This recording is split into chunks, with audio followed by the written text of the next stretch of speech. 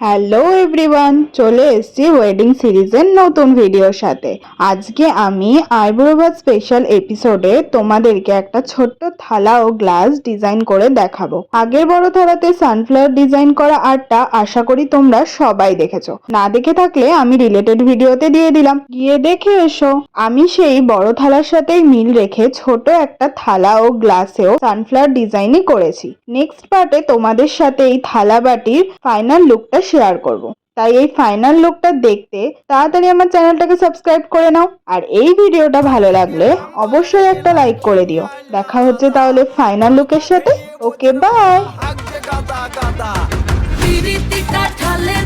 লাগলে পরে ছাড়ে না, জেনে শুনে করগা পীড়িত রে। পীড়িতি কাঠালে রাঠা লাগলে পরে ছাড়ে না, জেনে শুনে করগা পীড়িত রে।